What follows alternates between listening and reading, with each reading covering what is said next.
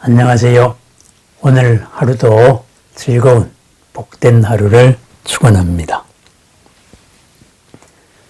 오늘 향기에 대해 가지고 한번 이야기해 보겠습니다. 법구경에 56번째 개송에 이런 게 있습니다. 전단향과 딱가라향 같은 그러한 향기도 보잘것없게 만드는 계행을 지닌 님의 높은 향기는 실로 천상계에까지 이른다. 이런 말이 있습니다. 우리가 흔히 화향백리, 주향말, 천리, 인향만리 이런 말을 합니다. 그죠? 여기에 더 붙여서 법구경에서는 계행의 향기는 만리가 아니고 수평적으로 퍼지는 게 아니고 수직적으로 하늘에까지 퍼진다. 이렇게 천상계에 이른다. 이렇게 말합니다. 온 세상을 가득 채운다. 이런 말이죠. 화향백리, 주향청리, 인향만리 이것도 재미있습니다. 꽃의 향기는 스스로 내는 거잖아요. 스스로 내는 꽃의 향기는 백리까지 퍼질 수 있습니다. 나 잘났어 하고 벌을 꼬시는 거죠. 그죠? 의도를 가지고 꼬십니다. 그런데 꽃의 향기가 백리라면은 주향천리입니다. 술의 향기는 천리입니다. 왜 천리겠어요? 술의 향기가 꽃의 향기보다 왜 10배나 더 셀까요? 술의 향기는 사람들이 찾아가는 겁니다.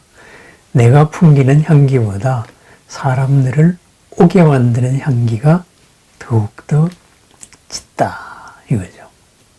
그죠? 그래서 주향천리입니다. 술의 향기는 천리에 미친다. 술꾼은 천리밖이라도 좋은 술이 있다 그럼 찾아가는 거예요. 그랬습니다. 나를 오게 하는, 남을 오게 하는 향기가 더 크다 그랬는데 그 다음에 인향만리, 그죠? 사람의 향기는 만리에 이른다. 그 말은 바로 뭐예요? 그 사람을 생각하는 것으로도 그냥 넉넉하고 좋은 거예요. 그죠? 그래서 사람의 향기가 온 세상을 채운다. 바로 이런 말입니다. 그렇습니다. 사람의 향기. 이것은 누구를 오게 만드는 것도 아니고, 그죠? 내 스스로 뽐내는 것도 아닙니다. 존재 자체로서 그냥 즐거운 겁니다. 존재 자체로서 모두를 이익되게 하는 사람. 저도 그런 사람이 되고 싶습니다. 인향만리. 그죠? 그런데 법구경은 계행의 향기는 만리가 아니고 천리. 여기에서 철자는 하늘 천자입니다. 하늘에까지 이른다. 온 허공을 가득 채운다. 이런 말을 해요. 여기에 붙은 재밌는 인연 이야기가 있어요. 인연 이야기가 있는데 그걸 한번 살펴보십시다. 가난에 대한 얘기입니다. 마가섭 장로가 이래 동안의 선정에 들었습니다. 깊은 선정에 들어서 7일 동안에 잠겨 있었어요. 그걸 거의 이제 정멸에 들었다 그러죠. 멸진정에 들었습니다. 그래서 깊은 산매 속에 들었다가 이제 나왔어요. 나와가지고 이제 삼매의 상태에서, 멸진정의 상태에서 첫 인연을 짓는 겁니다. 사람들과 인연을 짓는 게 뭐예요? 그게 수행자와 인연을 짓는 게 바로 첫 번째는 보시입니다. 탁발입니다. 음식을 전해주는 거예요. 그러면은 나는 이 욕심세계의 음식을 전해줬지만은 받는 사람은 천신 중에서도 최상의 천신. 그죠? 정멸의 든님하고 같은 거예요. 그죠? 욕계를 넘어서 색계를 넘어서 무색계의 신에게 바친 거하고 똑같습니다. 거래가 그렇게 이루어집니다. 그러니 거기에 받는 복이 참 엄청나게 클 것이다. 이렇게 되는 거예요. 그래서 이 마가섭도 나의 첫 공양을 누구한테 줄 것인가, 누구하고 인연을 맺을 것인가 해서 이 도시에서 가장 가난한 사람한테 줘야 되겠다. 가난한 사람한테 복을 짓게 해야 되겠다. 그래서 가고 있었어요. 가는 중간에 제석천이 그죠? 내가 복을 지어야 되겠다 하고서는 천녀를 시켜가지고 공양을 올렸어요. 그랬더니만은 제석천이 이 가섭이 거부했습니다. 그대들은 복 있는 사람들이다. 그러고서는 이제 가난한 사람한테 공덕을 심겠다. 라자가 하시의 가난한 사람한테 공덕을 지어주러 갔습니다. 이 말을 보고받은 제석천이 이거 안 되는데 내가 복을 지어야 되는데 이래가지고서는 이제 이빨도 빠지고 머리도 휘고 등도 굽은 아주 가난한 배짜는 노인으로 변신을 했어요. 그리고 그의 아내, 그죠? 제석천의 아내 수자따도 배짜는 노파로 변신해가지고 도시 입구에서 여기서는 이제 기다리고 있었습니다. 그래서 가섭이 오다가 보니까 아주 가난한 부부가 있는데 참 안 됐어요. 그래서 생각을 해보니까 야, 이 두 사람은 이렇게 등이 완전히 굽어서 늙어서도 이렇게 일을 해야만 먹고 사는구나. 이 도시에서 이 사람들보다 더 가난한 사람은 없을 것 같아. 그래서 복의 인연을 짓자 했습니다. 그래서 이제 그들한테 갔습니다. 그들한테 가니까 이 변신한 제석천이 제 눈이 희미합니다 하고 참 저희 집을 찾아주셔서 감사합니다. 눈도 안 보인다 이거죠. 이러고서는 이제 뭐 우리 음식이 거칠거나 이렇더라도 상관하지 마십시오 하고서는 이 마음을 담아서 공양 올립니다 하고 수행자하고 관계를 맺었어요. 제석천이 음식을 담아가지고 보니까는 가난한 집에서 나오는 음식이 아니고 어마어마하게 좋은 향기가 나오는 거예요. 이래가지고 다시 산매에 들어가지고 살펴보니까 아니 이 사람들이 가난한 사람이 아닌 거예요. 제석천이에요. 그래가지고 가섭이 제석천을 꾸짖었습니다. 당신이 가난한 자의 공덕의 기회를 박탈한 것은 그것은 큰 잘못입니다.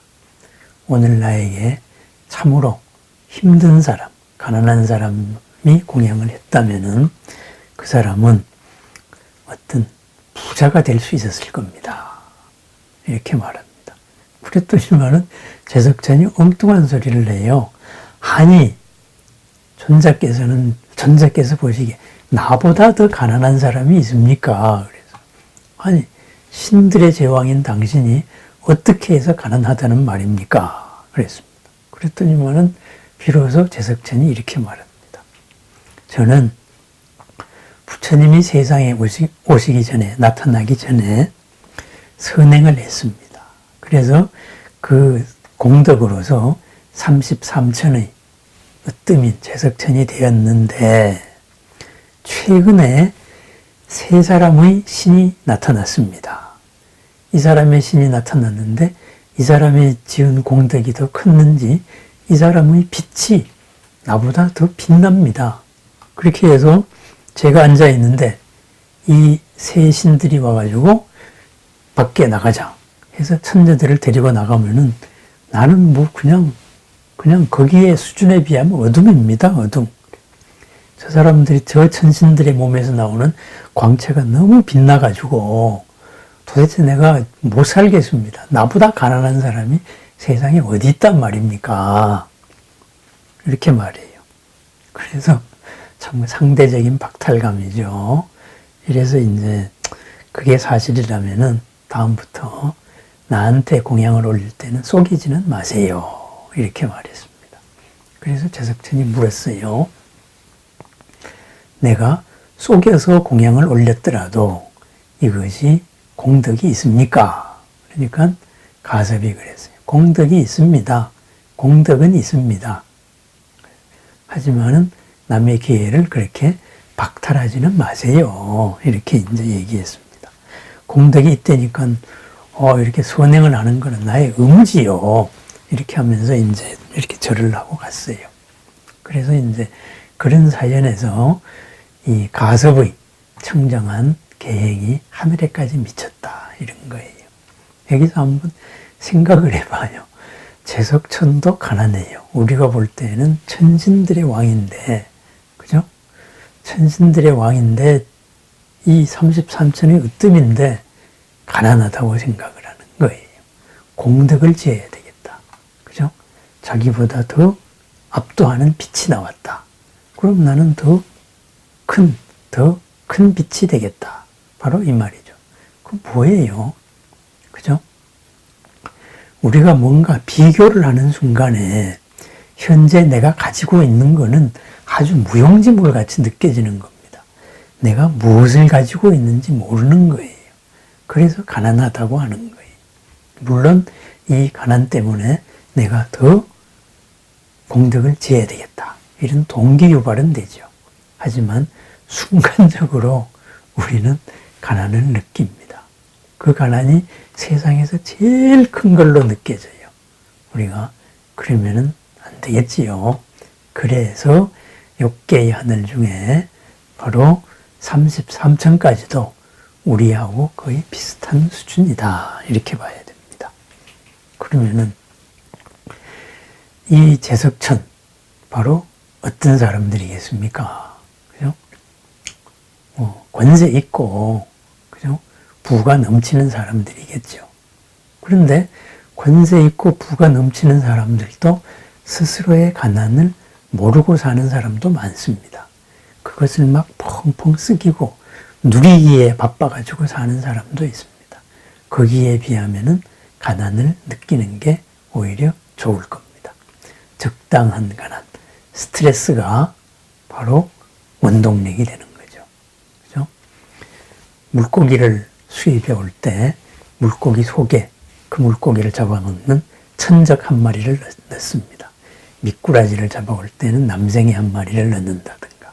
그러면은 그냥 수조에서 실려올 때는 스트레스에서 다 죽던 미꾸라지들이 남생이 한 마리 넣으면은 살라고 도망다니면서 거의 다 살아가지고 도착합니다.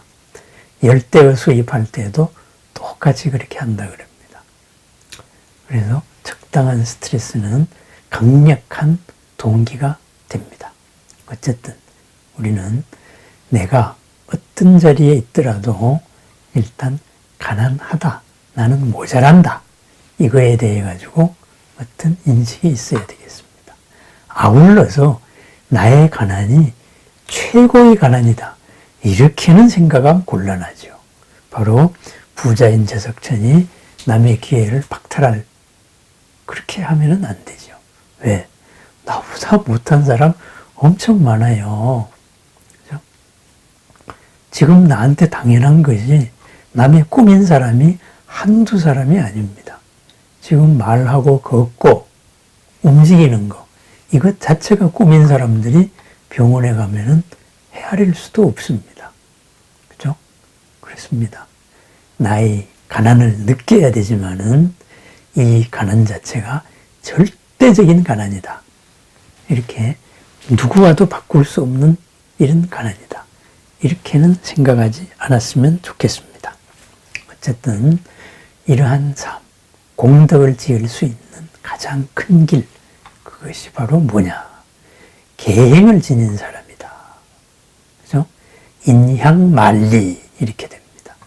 계행을 지닌 사람은 하늘에까지 미친다. 계행이라는 건 뭐예요? 삶의 원칙이잖아요. 남을 해치지 않겠다는 원칙이잖아요. 그죠? 그러면은 원칙 있는 삶의 향기는 하늘에까지 미친다. 이렇게 바꿔도 되겠습니다. 원칙 있는 삶을 한 번 더 바꾸면은 뭐겠어요? 신용 있는 삶이에요. 그 사람의 행동은 믿을 수 있다. 그 사람의 말은 믿을 수 있다. 그 사람이 베푸는 마음, 열린 마음은 믿을 수가 있다. 그런 사람들의 향기는 하늘에까지 미친다. 그렇습니다. 그것은 의도를 가지고 누구를 꼬드게 드리는, 그죠? 이러는 꼬드기는 향기를 내는 꽃의 향기, 백리를 가는 꽃의 향기도 아니고, 그죠?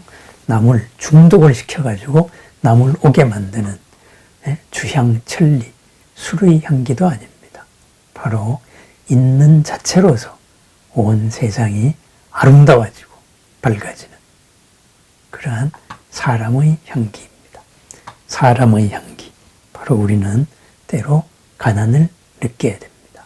다만 나의 가난에, 내가 느껴지는 가난 때문에 이것을 절대적인 가난으로 착각을 하거나 남의 기회를 박탈을 하면 안 된다, 이런 말입니다. 그래서 향기와 가난에 대한 이야기를 오늘 나누어 봤습니다. 꽃의 향기는 백리를 가고 술의 향기는 천리를 가지만은 사람의 향기는 만리를 갑니다. 화향백리, 주향천리, 인향만리. 그렇지만은 원칙 있는 삶, 계행이 뚜렷한 삶, 나도 남도 이로운 삶을 사는 이러한 보살의 향기는 하늘에까지 미친다. 그렇습니다. 하늘에까지 그 향기가 미치는 사람, 있는 그 자체로 온 하늘까지, 온 세상이 모두 즐거운 사람, 없어서는 아니 될 사람의 하루를 축원합니다. 감사합니다.